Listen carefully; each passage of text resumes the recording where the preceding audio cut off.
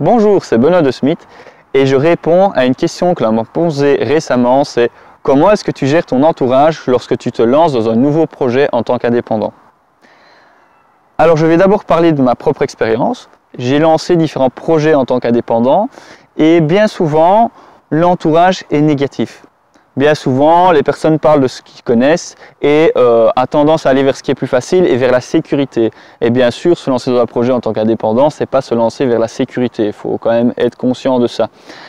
Et donc, les personnes qui vous aiment, elles veulent avoir le maximum de certitude que dans l'avenir, vous vous sentirez bien. Donc, elles, bien souvent, elles vont pas être pour que vous vous lanciez dans de gros projets dans lesquels vous vous mettez en danger et dans lesquels vous risquez les choses.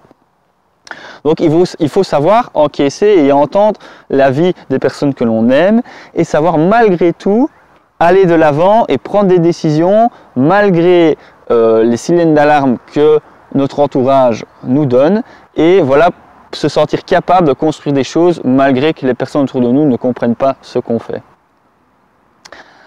Et donc moi j'ai eu la chance aussi effectivement de vivre déjà dans un monde quand même entrepreneurial, donc de connaître de pas mal d'indépendants dans mon entourage, ce qui m'a aussi également aidé à me dire qu'il y avait possibilité d'en vivre.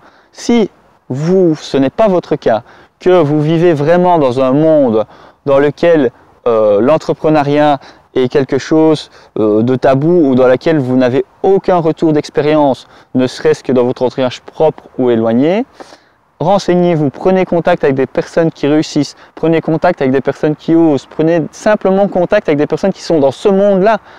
C'est pas que ce soit un monde plus difficile ou plus facile que le monde des employés, mais c'est un monde différent. Vous devez savoir vous renseigner, vous devez pouvoir vous sentir écouté et compris dans les démarches que vous allez réaliser.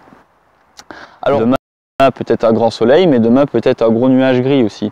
Et donc il faut savoir confronter ça et dire bah, écoutez, les rassurer, dire écoutez ça va aller, j'ai un projet, je me sens capable d'y arriver, vous devez vous battre et essayer que les personnes qui sont autour de vous, que vous aimez, vous comprennent.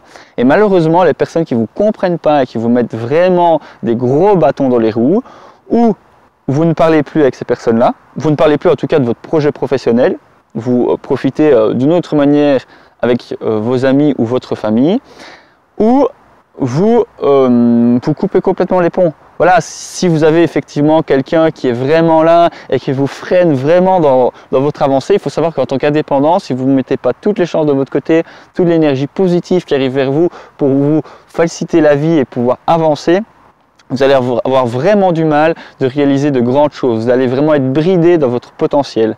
Donc, vous devez effectivement influencer votre environnement, trier votre environnement et prendre le maximum de ce qui vous est donné afin de réaliser de grandes choses. C'est une vidéo qui répond à la question comment gérer son entourage lorsqu'on a des difficultés au lancement d'une nouvelle activité.